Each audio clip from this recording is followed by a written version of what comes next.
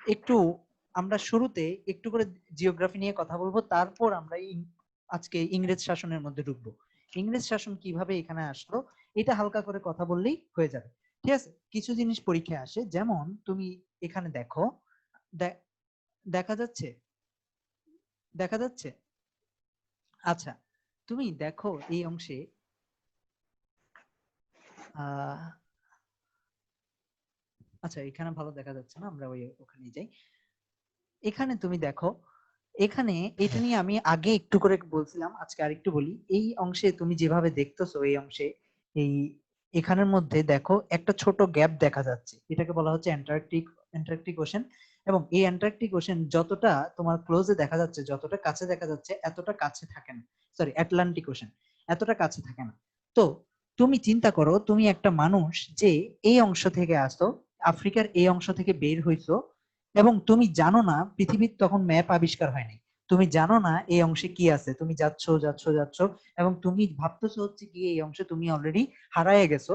চিন্তা করো, এখানে যে এখানে কোনো শেষ থাকতে পারে এটা কারো ধারণা ছিল না।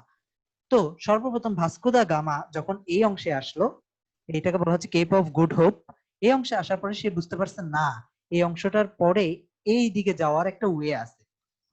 ও যখন এখানে স্টেশন করতে পারছে, ও বুঝতে পারছে যে হ্যাঁ এদিকে যাওয়া যাবে, মানে এটার একটা শেষ আছে। তখন তখন সে আহ একজন মাজেদ নামে একজনের সাহায্য নিয়ে এখান থেকে হচ্ছে কি ইন্ডিয়ায় আসছে। ইন্ডিয়ার এই অংশে হচ্ছে কালিকট বন্দর বলা হয়, এই অংশে পৌঁছাতে পারছে। তাহলে ইন্ডিয়া কিন্তু জন্ম থেকেই ছিল, এটা নিয়ে কোনো সন্দেহ নাই। কিন্তু ইন্ডিয়ার যে সমুদ্র পথ আবিষ্কার, এদিক থেকে তোমার ইউরোপ থেকে যে ইন্ডিয়া সমুদ্র পথ আবিষ্কার করা যায়, এটা ফার্স্ট আবিষ্কার করছে ভাস্কো দা গামা। আচ্ছা, এখানে আসার পরে তো ভাস্কো দা গামা এটা আবিষ্কার করছে 1498 সালে। 1492 সালে কলম্বাস সর্বপ্রথম স্পেন থেকে এখানে সর্বপ্রথম আটলান্টিক পাড়ি দিছে। না না সরি, সর্বপ্রথম তোমার আটলান্টিক যে পাড়ি দিছে এটা রেকর্ডেড, এর আগেও পাড়ি দিছে। আচ্ছা ওখানে আমরা যাচ্ছি না। ও পাড়ি দেওয়ার পরে সবাই হচ্ছে যুদ্ধ শুরু করছে যে কে কার আগে পাড়ি দিতে পারে। ইংল্যান্ড যাওয়া শুরু করছে, ডাচরা যাওয়া শুরু করছে। সবাই কেন পাড়ি দিচ্ছে, সবাই পাড়ি দিয়ে ইন্ডিয়া আসতেছে কেন? কারণ হচ্ছে গিয়ে তোমার টার্কিরা এখানে খুব বেশি বড় কর বসাই দিছিল, ওরা এদিক দিয়ে যেতে পারতেছিল না, এদিক দিয়ে ঘুরে এসে এখানে আসতেছিল। এটা বলার ইম্পর্টেন্স কি, এখানে আসতেছিল কেন? এখানে যে ইন্ডিয়ার যে ইস্ট ইন্ডিয়া, এইখানে হচ্ছে কি মশলা পাওয়া যেত, সবাই এখানে আসতেছে, ইস্ট ইন্ডিয়ান কোম্পানি। এখানে ডাচরা ইংল্যান্ডদেরকে ভাগাই দিছে। ভাগাই দেওয়ার পরে ওরা ভাবলো কি আমরা ইন্ডিয়ায় যাই, এখানে মসলিন তসলিন আছে। এবং তখনকার সবচাইতে বড় লোক, মানে পুরো পৃথিবীর 12% টাকা আসে হচ্ছে কি বাংলা থেকে। তো ওরা এসে বাংলায় আসছে। এখান থেকে আমাদের গল্প শুরু, এখান থেকে। লর্ড ক্লাইভ সর্বপ্রথম বাংলায় এসে কি করছে, বাংলায় এসে সিরাজদৌল্লাহ পলাশির কাহিনী আমরা সবাই জানি 1757-তে কি হয়েছে। এবং হওয়ার পরে তুমি চিন্তা করো, ও কিন্তু সর্বপ্রথম মীর জাফরকে কি বলছে, বলছে হচ্ছে তোমরা শাসন করো, সাথে আমরা আছি। ও কিন্তু সরাসরি এসে বলে নাই যে আমি শাসন করব। তাহলে দ্বৈত শাসনের যে কনসেপ্টটা, এটা সর্বপ্রথম কে আনছে? লর্ড ক্লাইভ আনছে। ঠিক আছে, লর্ড ক্লাইভের পরে দ্বৈত শাসন, ও এখান থেকে ইচ্ছা মতো টাকা কামাইছে। কামানোর পরে তুমি চিন্তা করো, 1757 থেকে 13 বছরে লুট করতে করতে করতে একটা সময় কি হয়েছে, 1770-এ 1770-এ কি হয়েছে, সর্বপ্রথম এত বেশি লুট করছে বাংলা, যেটা হচ্ছে কি পৃথিবীর সবচাইতে সমৃদ্ধ অঞ্চল ছিল। এবং এটা কিন্তু ফাঁকা গল্প না, তোমরা চেক করে দেখতে পারো। ওটা রাস্তায় রাস্তায় মানুষ না খেয়ে মারা গেছে। এবং ওইটাকে বলা হচ্ছে কি 76-এর মন্বন্তর। 1176-এর মন্বন্তর 1770 সালে হয়েছে। এটা কিন্তু পরীক্ষায় আসে। কাজেম ওয়েলকাম, তুমি শুনতে থাকো, খুব বেশি কন্টিনিউ করিনি। এবং বাংলা থেকে যে লর্ড ক্লাইভ শুরু করছে, এটা কিন্তু কখনোই শেষ হয়নি। পরবর্তীতে উইনস্টন চার্চিল যখন দ্বিতীয় বিশ্বযুদ্ধ হচ্ছিল এই অংশে, ভারত পুরা পৃথিবীটাই তো তখন ছিল হচ্ছে ইংল্যান্ডের। ইংল্যান্ডে ব্রিটিশ রাজ্যে কখনো সূর্য ডুবতো না।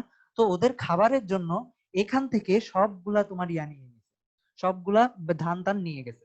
এবং বাংলায় তখন রাস্তায় রাস্তায় আরেকবার মারা গেছে।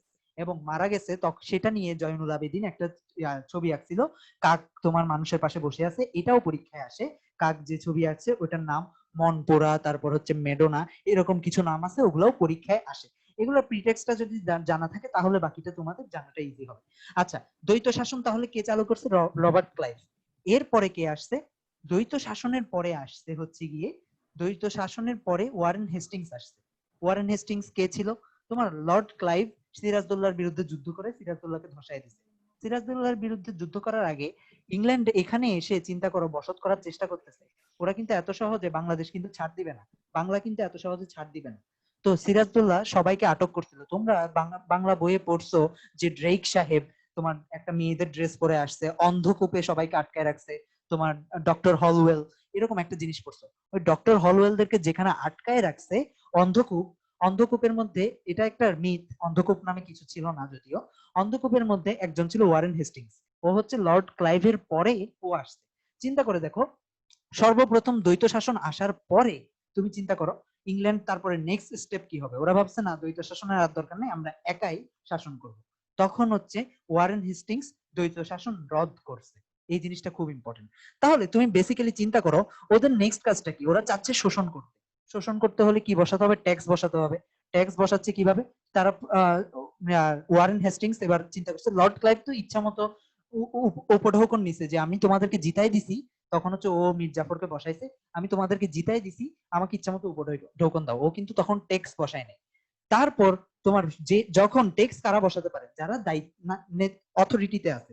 ওয়ারেন হেস্টিংস যখন অথরিটিতে আসছে তখন ও বলছে হচ্ছে আমাকে ট্যাক্স দাও। লাখ লাখ টাকা ট্যাক্স দিচ্ছে, বাংলাদেশ শুকায় যাচ্ছে তখন। এই ওয়ারেন হেস্টিংস সর্বপ্রথম রাজস্ব চালু করছে। রাজস্ব এখন কালেক্ট করবে কিভাবে? তুমি চিন্তা করে দেখো, এই রাজস্ব কালেক্ট করতে হলে তুমি কালেক্ট করবা কিভাবে? তুমি তো রাজস্ব একটা মানুষ থাকতে হবে, রাজস্ব কালেক্ট করে তোমাকে দিতে হবে, একটা অথরিটি ঠিক করে দিতে হবে না, যার থেকে যে তোমার কাছে আনসার দিবে। তো রাজস্ব এখন কালেক্ট করার কোনো ওয়ে ও পাচ্ছিল না, ঠিক আছে। তখন তারপরে কে আসছে? কর্নওয়ালিস। ঠিক আছে, এই সিরিয়ালটা মনে রাখবে। কর্নওয়ালিস কি করছে এটা চিন্তা করো বেসিক। তোমার রাজস্ব নিতে হলে তুমি তো কৃষকের বাসায় বাসায় যাবা না। ওরা কি করছে? জমিদার ফিট করে দিছে, বিভিন্ন জায়গায় হিন্দু জমিদার ফিট করে দিছে এবং বিভিন্ন কিছুর উপর তোমার চালু করছে, রাজস্ব চালু করছে। এবং এই রাজস্ব এই যে জমিদার সিলেক্ট করছে, ওরা ওদেরকে বলা হয়েছে, কর্নওয়ালিস বলতেছে তোমাদেরকে আমরা জমি দিয়ে দিলাম চিরস্থায়ী ভাবে, তোমাদের এটা খালি তোমরা সন্ধ্যার আগে একটা মাসে সন্ধ্যার আগে টাকা দিবা।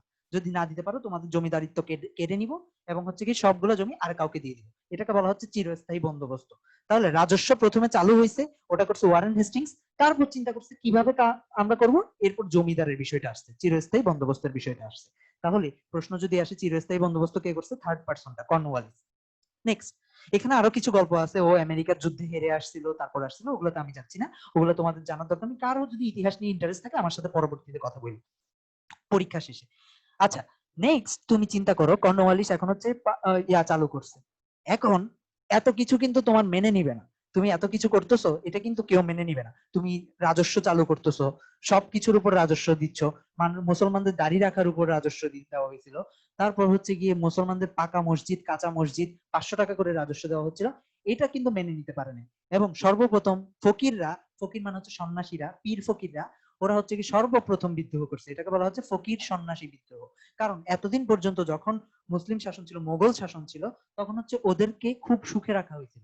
এখন এসে ওদের সবকিছুর উপর যখন কর দেওয়া হচ্ছে, ওদের থেকে জমিদাররা যখন শোষণ করে কর নিচ্ছে, দাড়ির জন্য যখন কর নিচ্ছে, ওরা হচ্ছে প্রথম তোমার ফকির সন্ন্যাসীরা সর্বপ্রথম তোমার যুদ্ধ করছে ইংল্যান্ডের বিরুদ্ধে। এটার নাম কি দেওয়া হয়েছে? তোমার মজনু শাহ ছিল এটার প্রধান। এটার নাম দেওয়া হয়েছে হচ্ছে কি ফকির সন্ন্যাসী বিদ্রোহ। এটা পরীক্ষায় আসে, ফকির সন্ন্যাসী বিদ্রোহের প্রধান। এখন এটা তো হারছে, এটা ফকির সন্ন্যাসীরা কখনো জিততে পারে না, হারছে। এরপর চিন্তা করো, দাড়ির জন্য কর, মসজিদের জন্য কর, মুসলমানরা সবাই মুসলিম থেকে সরে যাচ্ছিল। তখন হচ্ছে তিতুমির এসে পাশের কেল্লা স্থাপন করছে যে দাড়ির জন্য কেন আমরা কর দিব। এবং এটা তোমাদের বইয়ে শেখানো হচ্ছে ব্রিটিশ বিরোধী আন্দোলন। মূলত এটা ছিল হচ্ছে কি অধিকারের একটা আন্দোলন, দাড়ির জন্য আমরা কর দিব না, এই টাইপের একটা আন্দোলন জমিদারদের বিরুদ্ধে। এটা কোনো ব্রিটিশ বিরোধী ছিল না, যদিও এটার পিছনে কাহিনী আছে, আমরা এখানে আর যাচ্ছি না। এরপর চিন্তা করো, মুসলমানরা যখন দাড়ি রাখতে এইসবের উপর ঝামেলা করতেছে, অনেকেই হচ্ছে গিয়ে তোমার যখন প্রেসারে পড়ে যাচ্ছে, মুসলমান থেকে সরে যাচ্ছে, অনেকে হচ্ছে দরগায় যাচ্ছে, পূজা করতেছে, অনেক কিছু থেকে সরে যাচ্ছে। তো এইসব যখন বিদাত ঢুকে গেছে, অনেক কিছু ঢুকে গেছে, তখন তখন এই ফরজ বিষয়গুলা আবার ফেরত আনার জন্য একটা আন্দোলন আন্দোলন হয়েছে। ফরজ বিষয়গুলা নিয়ে হচ্ছে কি যে আন্দোলন, ওটাকে বলা হচ্ছে ফরাইজি আন্দোলন। এটাও ব্রিটিশ বিরোধী ছিল না, এটা ছিল জমিদার বিরোধী। যদিও এটা আলটিমেটলি জমিদার বিরোধী মানে ব্রিটিশ বিরোধী। ফরাইজি আন্দোলন মিল আছে, ফরজ নিয়ে যে কাজ করছে তার নাম দেখবা শরীয়ত, শরীয়তুল্লাহ, হাজি শরীয়তুল্লাহ। পরীক্ষায় আসে ফরাইজি আন্দোলন কে করছে? শরীয়তুল্লাহ করছে, পরীক্ষায় আসে। আচ্ছা, এখন তুমি চিন্তা করো, ব্রিটিশরা শুরু করছিল হচ্ছে গিয়ে এই অংশ থেকে, আমরা আরেকটু ক্লোজ যাই। ব্রিটিশরা শুরু করছিল হচ্ছে কি ইন্ডিয়ার এই অংশ থেকে, দেখা না গেলে বইলো, আমি আর জুম করতে পারতেছি না। এই অংশ থেকে এখন হচ্ছে আস্তে আস্তে পুরো অংশে ছড়াই যাচ্ছে, একসময় পুরো অংশে ছড়াই গেছে, এখন হচ্ছে গিয়ে পুরো অংশে ছড়ানোর পরে একটা বিদ্রোহ হয়েছে, সিপাহীরা বলতেছে হচ্ছে কি ওরা কেন সরাই যাবে। 1857 সালে হয়েছে সিপাহী বিদ্রোহ। এরপর হচ্ছে ব্রিটিশরা ওই দূরের থেকে, এখানে হচ্ছে ব্রিটেন, এখান থেকে পুরা কন্ট্রোল নিয়ে নিছে। প্রথম কন্ট্রোল নিছে হচ্ছে ভিক্টোরিয়া, ভিক্টোরিয়াকে বলা হচ্ছে তোমার viceroy of India, empress of India. সে হচ্ছে কি বাংলা থেকে মানে এখান থেকে কোহিনূরটা চুরি করে ওর মাথায় বসাইছে, তারপরে ওকে ইন্ডিয়ার রানী বলা হচ্ছে। পরীক্ষায় এটা আসে না, তারপর একটু করে বললাম। আসার পরে ও সর্বপ্রথম পাঠাইলো কাকে, বেন্টিং কে পাঠাইলো। বেন্টিং আসার পরে বেন্টিং এর নামের সাথে মিল আছে, ও সবকিছু ব্যান্ড করা শুরু করছে, খারাপ জাজ কিছু ছিল বেন্টিং সবকিছু ব্যান্ড করতেছে, সতীদাহ ব্যান্ড করছে, সবকিছু ব্যান্ড করছে। এরপর এত কিছু ব্যান্ড করার পরে সবাই হচ্ছে কি তোমার কি করতেছে, তোমার প্রতিবাদ করা শুরু করছে। এগুলো সব আমি দিয়ে দিচ্ছি, কি কি পড়া লাগবে সব দিয়ে দিচ্ছি, তোমরা জাস্ট গল্পটা শোনো তাহলে মাথায় থাকবে। ওরা সবাই প্রতিবাদ শুরু করছে, তখন হচ্ছে ওদেরকে পিটানোর জন্য ক্যানিং আসছে, ক্যানিং মানে হচ্ছে পিটানো, ক্যানিং আসছে। ক্যানিং আসার পরে কি করছে, ক্যানিং আসার পরে পিটানোর জন্য একটা পুলিশি সিস্টেম চালু করছে, পুলিশ আলাদা করে ঠিক করছে, এবং পুলিশদেরকে ঘুষ দেওয়ার জন্য ওরা কাগজের মুদ্রাও চালু করছে। তাহলে ক্যানিং পিটানোর জন্য পুলিশ চালু করছে, প্লাস হচ্ছে কাগজের মুদ্রা, দুইটাই হচ্ছে ক্যানিং চালু করছে। নেক্সট পিটানো টিটানো হইলো, এরপরে কিছু ভালো মানুষ ছিল, এই রিপন লিটন, এরা কিছু ভালো মানুষ ছিল, এবং এরা ভালো মানুষ ছিল এটা প্রমাণ হচ্ছে তুমি দেখবা আমরা এখনো কিন্তু তোমরা বিভিন্ন মানুষের নাম রিপন লিটন পাবা। লিটন রিপন কিন্তু এগুলো কিন্তু ভারতের নাম না, এগুলো বাইরে থেকে আসছে। এবং তুমি কখনো কার্জন মানুষের নাম পাবা না, হেস্টিংস কখনো মানুষের নাম পাবা না, কারণ এটা ভালো ছিল না। এই রিপন বা লিটন এরা একটু ভালো কাজ করছে, এরা সাহিত্যিক ছিল, এরা মানে ভালো মনের ছিল, এরা আলটিমেটলি ভালো কাজ করছে, এদের নামগুলো আমরা আমাদের মধ্যে নিয়ে ফেলছি। যাজ্ঞা ওখানে আমি যাচ্ছি না। এখন পর্যন্ত কি কি বললাম, ব্যান্ডিং সবকিছু ব্যান্ড করছে, ক্যানিং সবগুলো পিটানোর জন্য পুলিশ করছে, কাগজের মুদ্রা করছে, নেমনিক গুলো মনে রাখবা। এরপর লাস্টে লর্ড মাউন্ট ব্যাটেন এসে রেড ক্লিফ কে দিয়ে ম্যাপ কাটাইছে, নিজের ইচ্ছা মতো ম্যাপ কাটাইছে, ত্রিপুরা চলে গেছে ওই সাইডে, কুমিল্লার অংশ হওয়ার পরও কুমিল্লা এই সাইডে চলে আসছে, বাংলা ভাষী হওয়ার পরও তোমার পশ্চিমবঙ্গ আলাদা হয়ে গেছে। নিজের ইচ্ছা মতো ম্যাপ কাটছে কে, রেড ক্লিফ। কার সময় কাটছে, লর্ড মাউন্ট ব্যাটেন 1947 সালে। এই এতটুকু কি বোঝা গেছে? খুবই ইজি টপিক, এটা নিয়ে যুদ্ধ করার কিছু নাই, খুবই ইজি টপিক। আমি জাস্ট তোমাকে টপিক গুলো দিয়ে দিই। এই দেখো দ্বৈত শাসন, এখানের মধ্যে যে পয়েন্ট গুলো লিখতেছি 76-এর এখানে কি কি পড়বা, দ্বৈত শাসন কে করছে, গল্পটা মনে রাখলে সবই মনে থাকবে। পরের জন দ্বৈত শাসন রদ করছে, কারণ কি পরের জন এসে বলছে সবকিছু আমি আমার হাতে তুলে নিব, আমার আর কারোর দরকার নেই। 76-এর মনন্তর, সে এত খাওয়া খাইছে, 76 মনন্তর কখন হয়েছে এটা খেয়াল রাখবা, ঠিক আছে? আচ্ছা, রাজস্ব বোর্ড ট্যাক্স নেওয়ার জন্য সে চিন্তা করছে, পরবর্তী কর্নওয়ালিস এসে চিরস্থায়ী বন্দোবস্ত, ট্যাক্স কারা নিবে তাদেরকে ঠিক করছে। ক্যানিং এসে পুলিশ চালু করছে, পুলিশকে ঘুষ দেওয়ার জন্য কাগজের মুদ্রা চালু করছে। মেও সর্বপ্রথম মানব শুমারি বা আনব শুমারি করছে, এটাও পরীক্ষায় আসে, ম দিয়ে মনে রাখতে পারো। লিটন রিপন কি করছে, ভালো মানুষদেরকে আমরা মনে রাখি না, এগুলো আমরা মনেও রাখবো না। কার্ডিনজের সময়, কার্ডিনজের সময় কি হয়েছে, কার্ডিনজের সময় না, সরি এটা কার্ডিনজ না, আমি ভুল লিখছি, এটা হবে কার্জন। কার্জনের সময় বঙ্গবন্ধের কথা হচ্ছিল, বঙ্গভঙ্গ দুই ভাগে বাংলা ভাগ করার কথা হচ্ছিল 1905 সালে। রবীন্দ্রনাথের ওয়ান অফ দ্য চুরি করা গান, চুরি করা গান কেন বলতেছি, এটা গগন হরকার গান ছিল, আমার মনের মানুষ জেরে আমি কোথায় পাবো তারে। ওই গান থেকে চুরি করে রবীন্দ্রনাথ সঙ্গীত, রবীন্দ্রনাথ তখন একটা গান লিখছে, যেটা আমার সোনার বাংলা আমি তোমায় ভালোবাসি, আমাদের জাতীয় সঙ্গীত, বঙ্গভঙ্গকে কেন্দ্র করে লেখা। কার্ডিন্স, কার্জনের সময় বঙ্গভঙ্গ হয়েছে, এটা পরীক্ষায় আসে। বঙ্গভঙ্গ রদ করছে হার্ডিন্স, এই দুইটা নাম আমরা কেমনে মনে রাখছি, হার্ডিন্স ব্রিজ কিন্তু আছে। আচ্ছা, মাউন্ট ব্যাটেনের সময় স্বাধীনতা পাইছি, রেড ক্লিফ এসে হচ্ছে ম্যাপ কেটে আমাদেরকে দুইটা জিনিস দিয়ে দিছে। এখানের মধ্যে আরেকটা জিনিস ইম্পর্টেন্ট, তোমার 1857 সালে যখন সিপাহী বিদ্রোহ হয়েছে, এটা নিয়ে আমি, এটা পরীক্ষায় আসবে না, আমি জাস্ট এটা স্যাড হিস্ট্রি সবার মনে রাখা উচিত, জাস্ট এজন্য বলতেছি। 1857 সালে যখন সিপাহী বিদ্রোহ হয়েছে, সিপাহী বিদ্রোহী যারা যারা করছে তাদেরকে হচ্ছে গিয়ে ঢাকার মধ্যে লক্ষ্মীবাজারে একটা পার্ক আছে যেটা বাহাদুর শাহ পার্ক বলা হয়। ওই যে চোর রানী আমাদের এখান থেকে তোমার ডায়মন্ড কোহিনূরটা নিয়ে, বিখ্যাত কোহিনূর আলোর জাহাজটা নিয়ে ওর মুকুটে পড়ছে, তার নামে পার্কটা ছিল ভিক্টোরিয়া পার্ক। সেখানের মধ্যে সিপাহী যারা বিদ্রোহ করছে, যারা দেশের স্বাধীনতার জন্য করছে, সবাইকে গাছে ঝুলায় ঝুলায় তোমার ফাঁসি দেওয়া হয়েছিল, এবং ইংরেজরা তোমার বসে বসে তোমার কাউন্ট করতেছিল কে আগে মরবে, এটা নিয়ে ওরা ড্রিঙ্ক করতেছিল যে কে আগে মরবে, এটা নিয়ে বেট ধরতেছিল। এবং পরবর্তীতে বাহাদুর শাহ পার্ক নামকরণ করেছে, এটা এখনো ঢাকায় আছে। যাজ্ঞা এটা স্যাড হিস্ট্রি, এই জন্য আমি বলছি। নেক্সট, ফকির মজনু শাহ, ফকির সন্ন্যাসী আন্দোলনের মেইন, মনে রাখবা ফরাইজি আন্দোলন, ফরজকে কেন্দ্র করে ফরজ গুলাকে ফেরত আনার জন্য যে আন্দোলন, এটা দেখবা শরীয়ত মিল আছে, শরীয়তের কাজ করতেছে ও শরীয়তুল্লাহ, এভাবে মনে রাখতে পারো। বাঁশের কেল্লা জাস্ট তোমাদেরকে ইতিহাস জানানোর জন্য জানাইছি, এটা পরীক্ষায় আসে না। বা টিপু সুলতান, এটাও ইতিহাস, ও ফাইট করছে কিন্তু আমরা সবাই ভুলে যাই। আমি জাস্ট চাই তোমরা ইতিহাসটাও হালকা করে মনে রাখো। এটা 1857 সালে হয়েছে। নীল বিদ্রোহ নিয়ে একজন তোমার একটা বই লিখছিল, যেটা মাইকেল মধুসূদন দত্ত অনুবাদ করছিল। এইটা তোমার জন্য কাজ থাকবে। এটা কে করছে বলতো? নীল দর্পণ কার লেখা? পরীক্ষায় আসে। নীল দর্পণ কার লেখা? মৌরি খোদা, দীনবন্ধু মিত্র, পরীক্ষায় আসে। দীনবন্ধু মিত্র। হ্যাঁ, দীনবন্ধু মিত্র, এটা পরীক্ষায় আসে। এটা খেয়াল রাখো। এটাই হচ্ছে ইংল্যান্ডের পার্ট। ইংল্যান্ডের পার্টটা এই এতটুকুই করবা। এই এতটুক মানবশুমারি কে করছে? মেয়। তারপর পুলিশ কে চালু করছে? কাগজে মুদ্রা কে চালু করছে? স্বাধীনতা মানে বঙ্গভঙ্গ কার সময় হয়েছিল? বঙ্গভঙ্গ রদ কার সময় হয়েছিল? ভাইয়া ম্যাও জিনিসটা বুঝলাম না, ম্যাও। মেয় হচ্ছে লর্ড মেয়, ওর নাম। মেয়র সময় হচ্ছে প্রথম মানুষ কাউন্ট করা হয়েছিল। এতগুলো মানুষ মারার পরে তাদের মনে হয়েছে কয়জন বেঁচে আছে কাউন্ট করবে। দ্যাটস ওয়াই প্রথম মানবশুমারি হয়েছিল মেয়র টাইম। এর আগ পর্যন্ত কোনো মানবশুমারি বা আদমশুমারি কিছু ছিল না। সেন্সাস, ফার্স্ট সেন্সাস হয়েছিল মেয়র আমল। আচ্ছা, মেয় হচ্ছে লর্ড মেয় নাম ওর। এটা বিসিএস কোয়েশ্চেন।